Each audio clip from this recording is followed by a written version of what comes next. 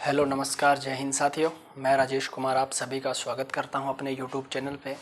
तो साथियों आज हम 9th क्लास की एक्सरसाइज 1.3 का इंट्रोडक्शन करेंगे जो हमारी परिमेय संख्याओं के बारे में है। इससे पहले हमने परिमेय संख्याओं के बारे में जान लिया है।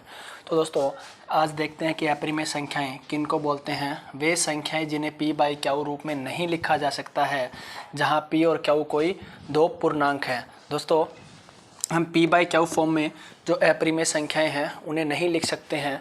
कंडीशन क्या है? p और क्यू कोई दो पूर्णांक होने चाहिए। जैसे √2 हमारी एक अपरिमेय संख्या है। अगर मैं इसके बाय में 1 लगाना चाहूँ या बटा में 1 लगाना चाहूँ तो लगा सकता हूँ। कहने को तो ये p बाई क्यू फॉर्म है, लेकिन इसमें जो p है वो पूर्णांक नहीं है, इसलिए ये क्या है? अपरिमेय संख्या है। और बोल सकते हैं कि इसको p बाई क्यू रूप में नहीं लिखा जा सकता है। बस कंडीशन ये होनी चाहिए कि p और क्यू दोनों के दोनों पूर्णांक होने चाहिए। अब हमने पढ़ लिया है कि जो परिमेय संख्याएं होती है उनमें पूर्णांक भी आते हैं, प्राकृतिक पूर्ण सारी की सारी संख्याएं आ जाती है, और वो संख्याएं भी आती है जिनको आप बटा में लिख सकते हैं, p बाई में लिख सकते हैं, b बाई क्यू में, जहाँ p और क्यू कोई दो पूर्णांक होते हैं। तो अब जो संख्याएं इस नंबर लाइन पे रह गई थी कि मतलब यहाँ पे 0 से मैं स्टार्ट करता हूँ 1, 2 और 3, ये मैंने कुछ संख्याएं लिख दी है।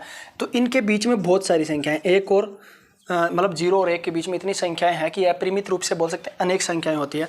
तो लिख सकते हैं कि 1/2 भी यहाँ पे है।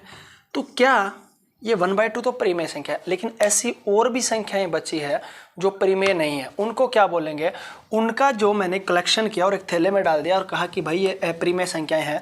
तो वो अपरिमेय संख्याएं कौन कौन सी संख्याएं रह गई हमारी? रूट वाली वे संख्याएं या वर्गमूल वाली वे संख्याएं, अगर उनका आप वर्गमूल निकाल के देखें तो वो एक पूर्णांक नहीं निकलता है। जैसे मैं बात करता हूँ 4 की, 4 का जो वर्गमूल होता है वो +-2 होता है। कहने का मतलब है प्लस का 2 भी हो सकता है और माइनस का 2 भी हो सकता है। ये हमारे पूर्णांक है। मैं 9 की बात करता हूँ, प्लस का 3 होता है और माइनस का 3 भी होता है, ये भी पूर्णांक है। लेकिन जब मैं वर्गमूल 2 का वर्ग निकाल के देखता हूँ तो वो हमारे पास 1.41 मतलब 1.141 कुछ समथिंग ऐसा आता है। और ये बिल्कुल इसका जो दशमलव के बाद संख्याओं का प्रसार है, मतलब आनी बंदी नहीं होगी, चाहे कितनी ही कॉपियाँ भर दें फिर भी ये संख्याएं ख़त्म नहीं होगी। तो वो संख्याएं जिनका दशमलव क्या है, जिनका वर्गमूल एक पूर्णांक संख्या नहीं है, वे सारी की सारी संख्याएं क्या है? अपरिमेय संख्याएं हैं। एक बात करते हैं दोस्तों हम पाई की, कि पाई भी क्या है? एक अपरिमेय संख्या है। अब बात करते हैं कि पाई का मान हम 22/7 भी लेते हैं या एक और लेते हैं 3.14, ये मान लेते हैं। अब दोस्तों आपको याद रखना है कि जो 22/7 है ये एक परिमेय संख्या है। 22/7 क्या है? एक परिमेय संख्या है, लेकिन जो पाई है वो अपरिमेय संख्या है, अपरिमेय संख्या है। क्योंकि 22/7 है वो पाई के बिल्कुल क्लोज मान है, कि मतलब बिल्कुल पास का ही मान है, एग्जैक्ट मान नहीं है, बिल्कुल पास का ही है। क्योंकि ये जो 3.14 है ये पाई का एग्जैक्ट मान नहीं है। इसके बाद में भी इतने अंक आते हैं कि इनको कंप्यूटर भी क्या इनकी गणना करके नहीं बता सकता कि कितने अंक है या ये कहाँ पे जा करके ख़त्म होगा। कहने का तात्पर्य कि कहीं भी ये ख़त्म नहीं होगा। तो बस याद रखना है कि पाई एक अपरिमेय संख्या है, जबकि 22/7 एक परिमेय संख्या है।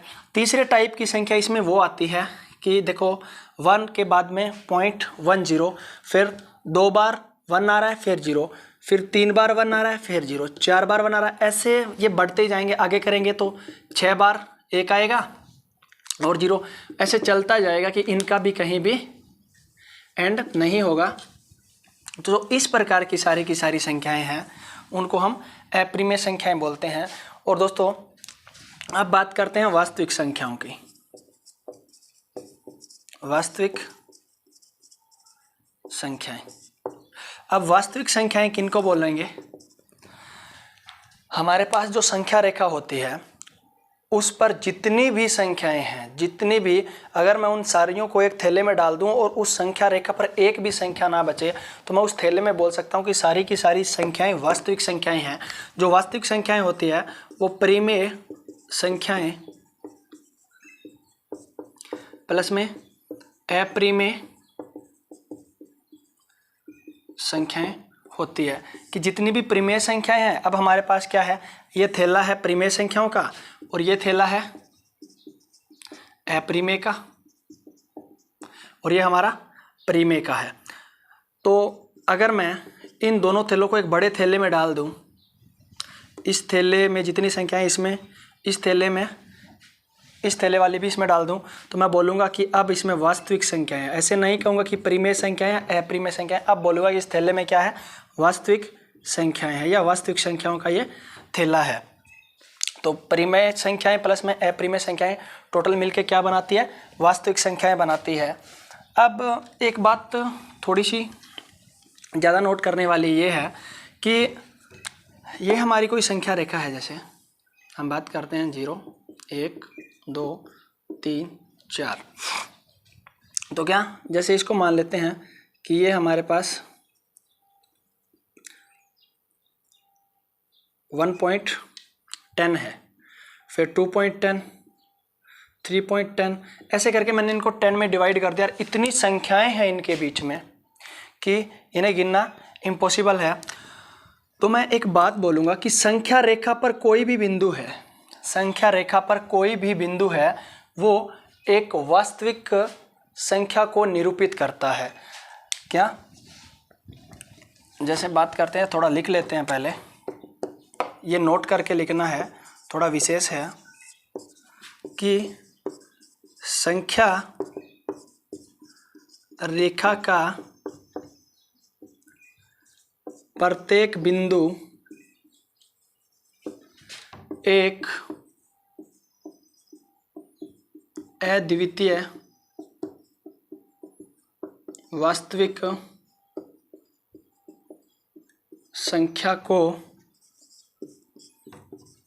निरूपित करता है, निरूपित करता है तथा, या हम एक बात और बोल सकते हैं, करता है, या बोल सकते हैं कि प्रत्येक वास्तविक संख्या, प्रत्येक वास्तविक संख्या संख्या रेखा पर एक अद्वितीय बिंदु को निरूपित करती है। क्या है कि इसका जो भाव है वो ये है दोस्तों कि संख्या रेखा का प्रत्येक बिंदु, जैसे हमारे पास कोई ये संख्या रेखा है, ये हमारी कोई संख्या रेखा है, जैसे इसके ऊपर 1 है और ये 2 और यहाँ से 0 से स्टार्ट कर रहा हूँ मैं। इसके बीच में जितने भी बिंदु है, ये बहुत सारे बिंदु है। बिंदु का मतलब क्या है, बहुत सारी संख्याएं हैं। तो जो एक बिंदु है, जैसे इसकी बात कर लेते हैं, इस बिंदु की, या इसकी बात करते हैं 0 वाले बिंदु की, ये सिर्फ 0 को ही शो करेगा। एक बिंदु एक संख्या के लिए होगा, तो जैसे ये 0 को शो कर रहा है, सिर्फ ये 0 को ही शो करेगा। ऐसा नहीं है कि एक बिंदु 2 संख्याओं को शो करे। इसलिए मैं लिखा कि प्रत्येक बिंदु एक अद्वितीय वास्तविक संख्या को निरूपित करता है, मतलब दर्शाता है। ये जैसे बिंदु है 0, तो इस बिंदु पे अगर आप देखना चाहोगे तो सिर्फ आपको 0 ही मिलेगा, सिर्फ और सिर्फ आपको 0 ही मिलेगा। ऐसा नहीं है कि इसी बिंदु पे आपको एक भी दिखाई दे। तो कहने का मतलब है कि एक संख्या के लिए एक बिंदु है, या एक बिंदु के लिए एक संख्या है।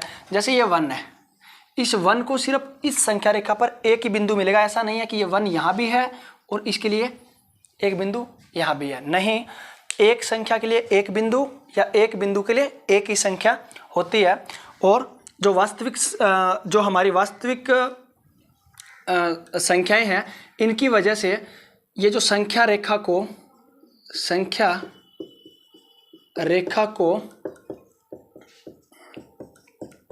वास्तविक रेखा भी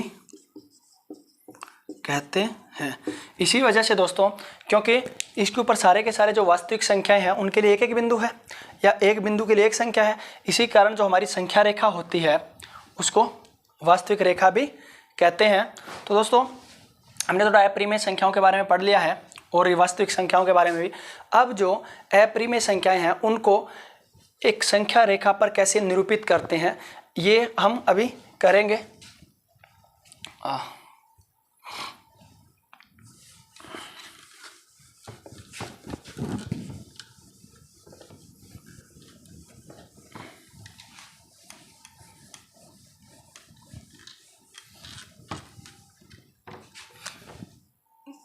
ये उदाहरण नंबर हमारा 1 है। संख्या रेखा पर वर्गमूल 2 को निर्धारित कीजिए या निरूपित कीजिए। अब हमने प्राकृतिक संख्याओं के बारे में तो आसानी से पता लग जाता है कि 1 के बाद जैसे ये 1 है 2 है, बोलेगा 2 को निरूपित करो तो हम क्या है इसके ऊपर ये गोला लगा देंगे। लेकिन जो हमारी मतलब अपरिमेय संख्याएं हैं उनको ऐसे निरूपित नहीं किया जा सकता। तो इसके लिए दोस्तों हमें एक विधि का प्रयोग करना पड़ता है। तो मैं इसका थोड़ा उत्तर लिख लेता हूँ या हल लिख लेते हैं यहाँ पे कि क्या, जैसे हमारे पास ये कोई संख्या रेखा है, ये कोई संख्या रेखा है, यहाँ पे 1 2 3 और ये 0, यहाँ पे -1 -2 और -3। हमें क्या करना है, अगर हमें वर्गमूल 2 को इस संख्या रेखा पर दर्शाना है या निरूपित करना है तो सबसे पहले हमें एक इकाई का मतलब 1 सेंटीमीटर लगा लो, 1 मीटर लगा लो, ये जितना भी है इतनी भुजा का एक वर्ग बनाना पड़ेगा। तो वो वर्ग कैसे बनाएंगे, एक इकाई का 0 से 1 के बीच की 1 इकाई दूरी हो गई है या 1 इकाई की भुजा, और ऊपर भी हम 1 इकाई लेंगे। ये मान के चलो कि बिल्कुल हमारे पास ये कोई वर्ग है, ये कोई वर्ग है और ये वर्ग हमने क्या है 1 इकाई का बना लिया है, क्योंकि 0 से 1 के बीच की दूरी कितनी होती है 1 इकाई, और ऊपर भी हमने क्या बना लिया है 1 इकाई है, ये भी हमारी 1 इकाई है, सारी 1 इकाई है क्योंकि वर्ग है। तो हम इस विधि को थोड़ा लिख देते हैं कि संख्या रेखा पर वर्गमूल 2 को दर्शाने या निरूपित दर्शाने के लिए हमें संख्या रेखा पर वर्गमूल 2 को दर्शाने के लिए हमें संख्या रेखा पर एक एकक इकाई की भुजा वाले वर्ग को बनाना पड़ेगा। हमें एकक की मतलब एकक का मतलब होता है एक, चाहे 1 यूनिट कौन सी भी, 1 सेंटीमीटर हो, मीटर हो, कुछ भी। तो यहाँ पे हमने ये बना लिया है। अब इसको नाम दे देते हैं, जैसे 0 पे जो पॉइंट है वो O है, ये हमारा A B और C, अतः OA BC एक वर्ग है। अब दोस्तों ये वर्ग है तो इसका जो प्रत्येक कोण होगा वो 90 डिग्री का होगा, और हम जानते हैं कि अब OB कितना होएगा, मैं O को B से मिला रहा हूँ। अब दोस्तों OAB हमारे पास एक समकोण त्रिभुज है। अब हम यहाँ पे पाइथागोरस प्रमेय का प्रयोग करके OB को निकालेंगे, जो √2 ही आएगी, मतलब वर्गमूल 2 ही आएगी। त्रिभुज या समकोण त्रिभुज लिख लेते हैं कि समकोण त्रिभुज OAB में, अब समकोण त्रिभुज OAB में है तो क्या, जो OB का स्क्वायर होता है OA का स्क्वायर प्लस में AB का स्क्वायर, 90 डिग्री के सामने वाला कर्ण होता है और ये लंब, और इसको मान लिया आधार। तो जो कर्ण का स्क्वायर होता है वो बराबर होता है आधार स्क्वायर प्लस में लंब के स्क्वायर के। तो अब OB का स्क्वायर ये होता है 1 का स्क्वायर प्लस में 1 का स्क्वायर। हम जानते हैं 1 का स्क्वायर 1 ही होता है, तो दोनों मिलके कितना 2 हो जाएंगे। तो अब OB का स्क्वायर OB निकालना है, तो ये हो गया 2, तो हमारे पास आ जाएगा √2।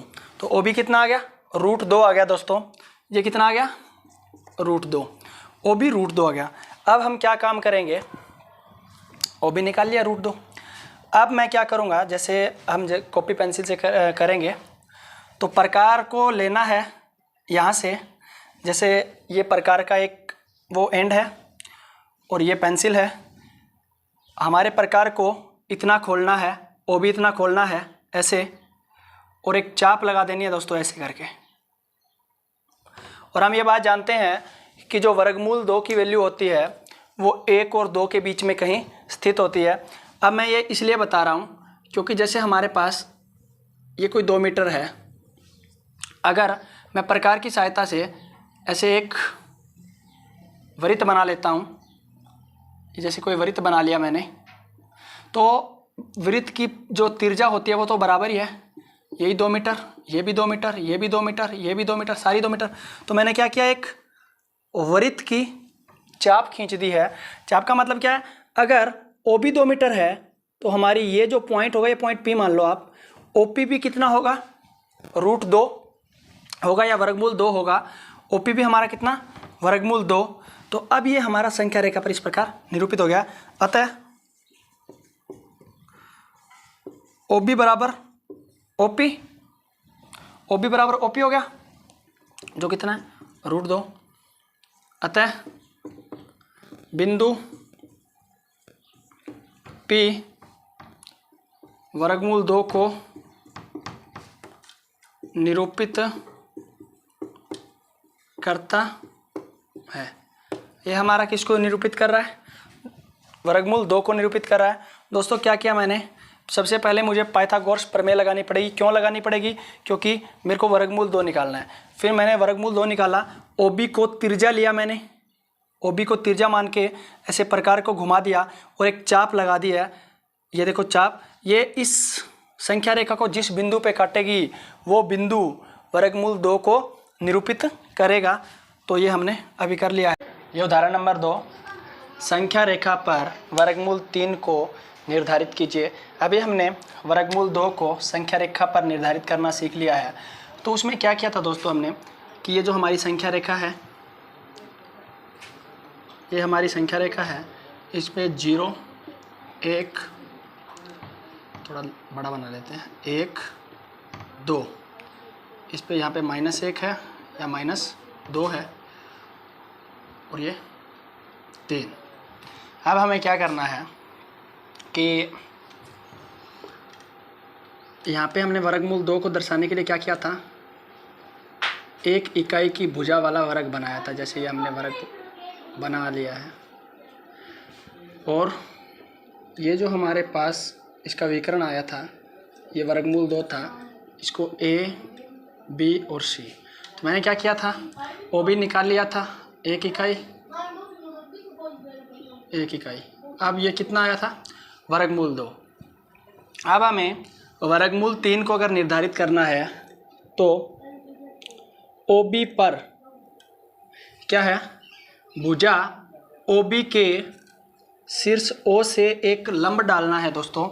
जैसे हमें एक ही इकाई का लंब डालना है, ये जैसे ये एक इकाई का लंब डाल दिया मैंने इसके ऊपर, ये कितना है, एक इकाई का लंब डाल दिया, मतलब ये 90 डिग्री का हमारे पास एंगल है।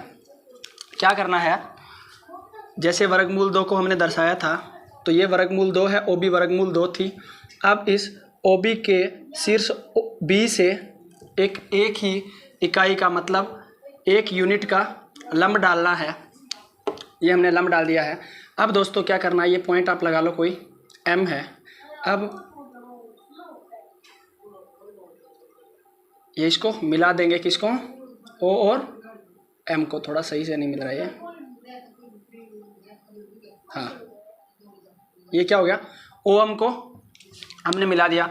अगर दोस्तों हम पाइथागोरस प्रमेय लगाएंगे, जैसे ये हमारा कर्ण हो गया, ओम कर्ण हो गया है, ये कितना वर्गमूल 2 और ये 1, मतलब वर्गमूल 2 का स्क्वायर 2 प्लस में 1 का स्क्वायर 3 और ओम निकालेंगे तो वो √3 आएगा। तो क्या करेंगे,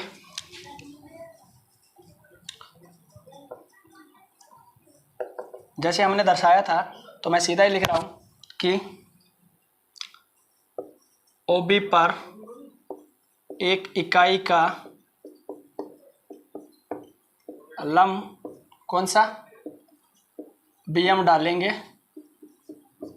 BM डालेंगे, ठीक है। अब क्या हो गया, OB पर हमने एक इकाई का लंब डाल लिया। ये मैं क्वेश्चन नंबर 2 जो हमारा हमने √2 को दर्शाया था उसी को जोड़ के ही करवा रहा हूँ। तो OB पर एक इकाई का लंब BM डालेंगे, फिर क्या करेंगे, अतः त्रिभुज कौन सी, OBM एक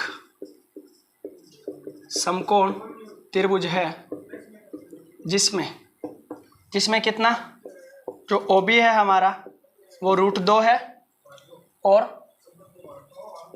BM एक इकाई है, इसको भी इकाई लिख देते हैं क्योंकि हमें इसकी यूनिट पता नहीं है, अभी सेंटीमीटर है मीटर है। तो और OM को निकालना है, तो पाइथागोरस प्रमेय यूज करेंगे, पाइथागोरस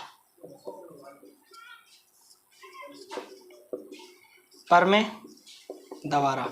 अब पाइथागोरस प्रमेय जैसे ही लगाएंगे तो क्या आएगा, OM का स्क्वायर हो जाएगा OB का स्क्वायर प्लस में BM का स्क्वायर, ये इसके सामने वाला कर्ण होता है ना, तो OM का स्क्वायर, OM हमें निकालना है। तो OB कितना है, √2 का स्क्वायर प्लस में 1 का स्क्वायर, OM का स्क्वायर। दोस्तों जो रूट होता है वो स्क्वायर का उल्टा होता है, तो ये इससे कट जाता है, तो 2 प्लस में 1, तो OM का स्क्वायर कितना 3, तो OM हमारे पास आ जाएगा दोस्तों प्लस माइनस √3। तो ये OM कितना आ गया, √3। अब हम क्या करेंगे, हमें पता है कि जो वैल्यू होगी √3 की वो 1 और 2 के बीच में लाई करेगी, लेकिन √2 से ज़्यादा होएगी। तो हम क्या करेंगे, OM को तिरछा लेकर के एक चाप लगाएंगे ऐसे बिल्कुल, जो कहाँ पे काटे, थोड़ा B से इधर काटेगी, मतलब हम जैसे इसको कॉपी में करेंगे तो ऐसे काट के जाएगी। तो ये बिंदु जो हमारा होगा इसको मान लो आप पॉइंट, इसको भी P मान लेते हैं, पॉइंट P। तो ये जो पॉइंट P है ये √3 को निरूपित करेगा। तो हम क्या, OM इसमें √3 कितना आ गया, OM 3। अब क्या करेंगे, थोड़ा इसको आगे कर लेते हैं। अब OM बराबर √3 त्रिज्या लेकर एक चाप लगाएंगे जो संख्या रेखा को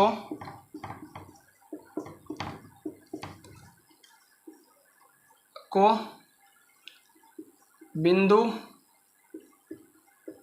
P पर काटेगी। अतः बिंदु P वर्गमूल 3 को निरूपित करेगा। दोस्तों इस क्वेश्चन में हमें क्या करना है, इस क्वेश्चन में हमें क्या करना है कि जैसे हमने वर्गमूल 2 को दर्शाया था, एक इकाई की भुजा वाला वर्ग लिया था, फिर उससे हमने कर्ण निकाला, कर्ण हमारा क्या आया था वर्गमूल 2। फिर जो OB है इसका जो शीर्ष B है इसके ऊपर मैं एक इकाई का लंब डालूंगा, फिर मैं क्या OM को मिला दूंगा। तो ये लंब है इसलिए ये एंगल कितना है 90 डिग्री है, 90 डिग्री के सामने वाला कर्ण होता है, हमें OM निकालना है। तो √2 का स्क्वायर प्लस में 1 का स्क्वायर जो हमने पाइथागोरस प्रमेय यहाँ पे यूज किए, OM का स्क्वायर, कर्ण का स्क्वायर और किसका आधार का स्क्वायर प्लस में लंब का स्क्वायर। ये आधार कितना है हमारा √2, लंब 1, तो OM हमारे पास √3 आया। अब दोस्तों कि इसको अगर तिरछा लेकर के मैं एक सर्कल बनाऊं या एक सर्कल की चाप बनाता हूं, तो चाप का हर बिंदु कितना दूर होगा, जितनी रेडियस होती है, जितनी तिरछा होती है, तिरछा हमने और √3 ली है, इसलिए ये जो पॉइंट आएगा ये भी √3 होगा। इसमें थोड़ा कम दिखाई दे रहा है, लेकिन एक्चुअल में जब पेंसिल और प्रकार से करेंगे तो बिल्कुल एक्यूरेट आएगा इसी मेथड से। तो दोस्तों आज हमने उदाहरण नंबर 1 और 2 कर लिया। अब आगे वाले वीडियो में हम एक्सरसाइज 1.3 को कंप्लीट करेंगे। और अगर आपको वीडियो पसंद आया तो शेयर करें, लाइक करें और चैनल को सब्सक्राइब करें। Thank you.